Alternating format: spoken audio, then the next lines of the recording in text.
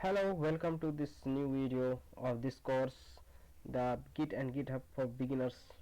इस सीरीज में हम लोग आज देखने वाले हैं कि किस तरह हम लोग एक पूरे गिट के वर्क फ्लो को समझेंगे और उसे हम प्रैक्टिकली वे में करके दिखाएंगे। तो सिंपली जैसे इसे क्लियर कर लेता हूँ।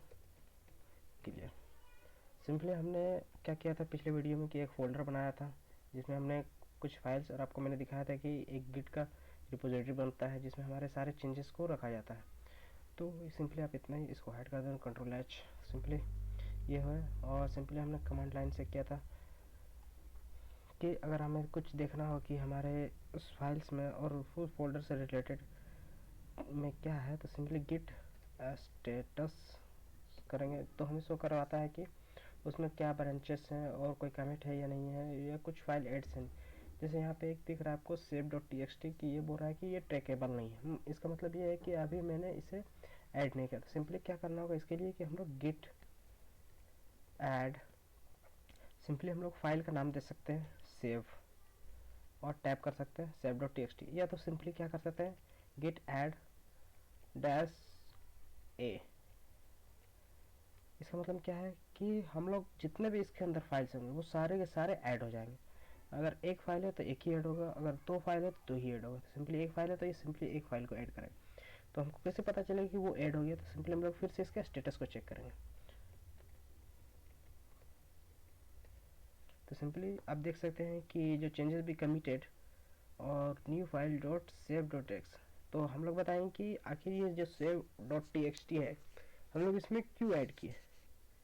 तो वो एक तरह का होता है कि कमिट, ताकि हमको याद बाद में याद रहे कि हाँ इसलिए हमने इस फाइल को ऐड किया था। तो सिंपली हम लोग क्या करेंगे git commit M is compulsory है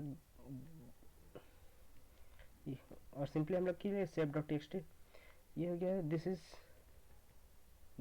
is my first commit. Simply हम लिखते हैं कि ये फाइल को हमने क्यों ऐड किया क्योंकि ये मेरा पहला कमिट फाइल है, इसलिए उसमें एक मैसेज हम लोग शो करवाने के लिए डाल देते हैं। तो क्या होगा कि वो क्या लिखा मास्टर रूट में हमारा इंसर्ट हो गया। तो सिंपली हम कैसे जानेंगे कि ऐड हो गया? तो Git status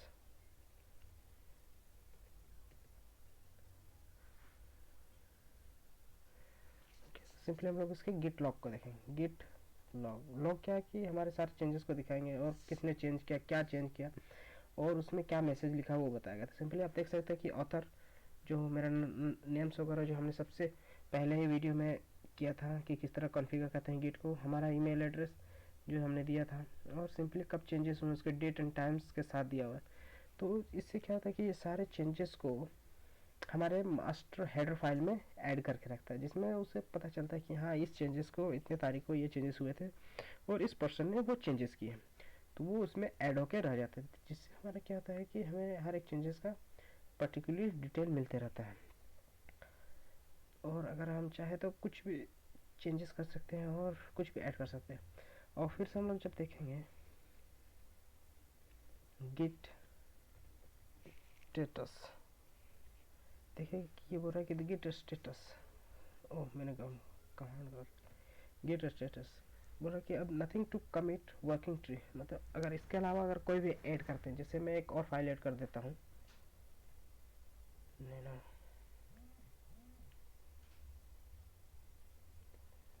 hello world dot पाई, मैंने एक और फाइल ऐड किया जिसमें लिख रहा है, लिखता हूँ प्रिंट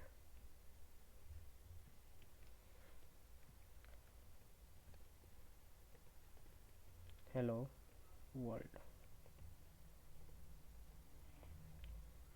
और सिंपली मैं सेव कर देता हूँ, कंट्रोल एक्स, सेव हो गया। तो हम लोग देखेंगे तो सिंपली आप कमांड लाइन में देख सकते हो एलएस कर दो तो आपको बताएंगे कौन कौन से फाइल्स है। एक hello world dot P Y है, एक save dot T X T.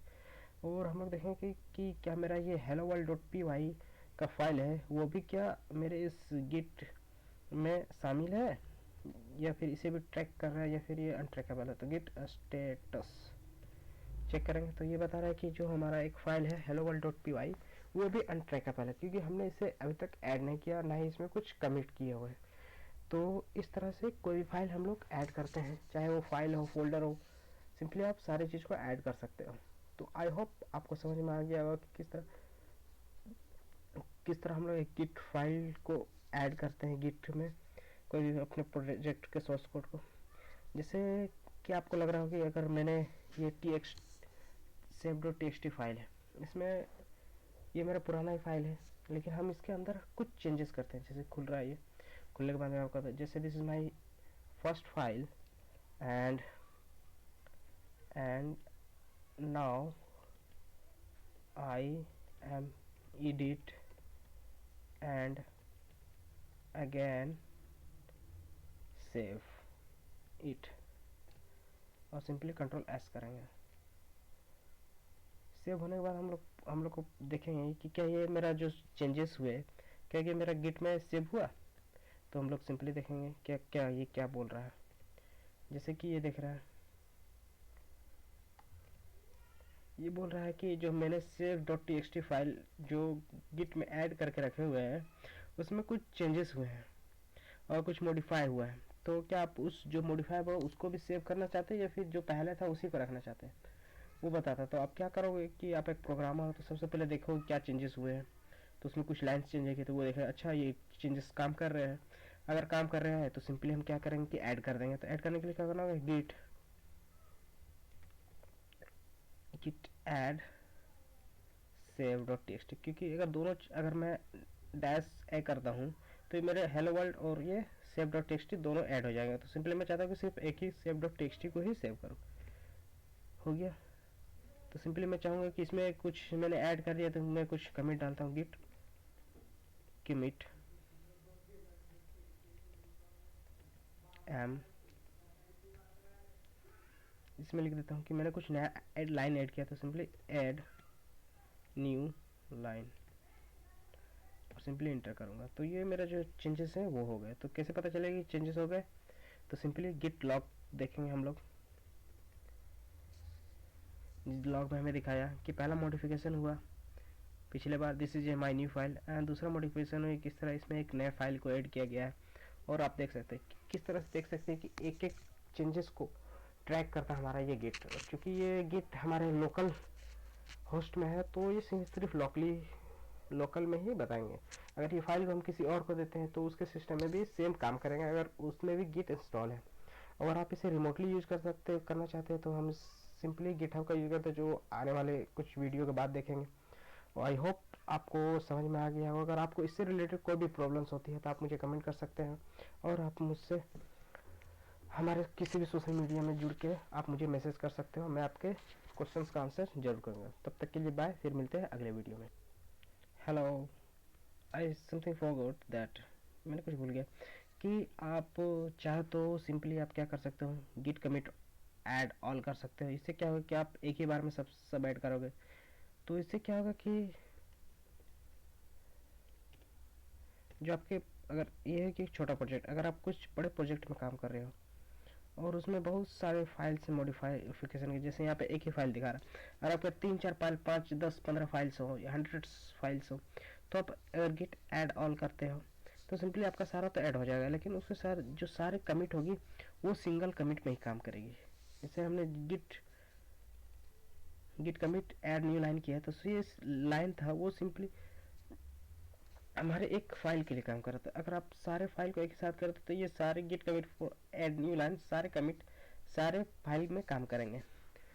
ये हेलो वर्ल्ड के लिए भी वही काम करता, फिर हमारे जो txt के लिए था उसमें भी वही काम करते। तो सिंपली हमें अपने चेंजेस के हिसाब से उसमें डिस्क्रिप्टिव चेंजेस के हिसाब से उसमें हम लोग को ऐड करने पड़ते हैं, ताकि हमें पता चले कि हाँ मैंने इस चीज़ को चेंज किया किस लिए नहीं। अगर आप सारे फाइल को चेंज करते तो भी सही है, क्योंकि आप एक बड़े प्रोजेक्ट में काम कर रहे हैं और आपको पता है कि सारे जो चेंजेस है वो एक ही रीज़न के कारण है, तो आप एक बार में ऐड कर सकते हो। तो मैं आपको रिकमेंड करूँगा कि आप बिगिनर्स हो तो आप एक एक फाइल को ऐड करो। सिंपली एक एक फाइल को ऐड करने के लिए गिट ऐड और सिंपली फाइल का नाम दे दो, simply hello what ever the name of your file, कुछ भी नाम हो आप दे दो। सिंपली वो आपका फाइल एक एक ऐड कर, उसके बाद उसमें क्या कमेंट डालना है वो करो। इससे क्या होगा, प्रैक्टिस होगा। सिंपली अगर आप चाहते हो कि नहीं जितने भी फाइल है सारे ऐड हो और जिसमें सारे के सारे डिस्क्रिप्टिव जो मैसेज हो सेम मैसेज शो चलेगा, तो सिंपली आप गिट ऐड ऑल कर सकते हो और अपने इंटर कर सकते हो। तो आई होप आपको ये छोटा सा एक नोट समझ में आया होगा कि आपको क्या करना चाहिए, गिट ऐड करना चाहिए, गिट ऐड ऑल करना चाहिए, और आपकी मर्जी, आप जो भी करो। बट आप जब सिंगल सिंगल फाइल चेंजेस करते हो तो उसमें सिंगल, अगर चाहते हैं कि हर एक फाइल अलग अलग पर्पज़ के लिए चेंज हो तो उसमें अलग अलग मैसेज शो करवाने के लिए अलग अलग आपको सेव करने होंगे। तो आई होप आपको समझ में आ गया होगा। फिर मिलते हैं अगले वीडियो में।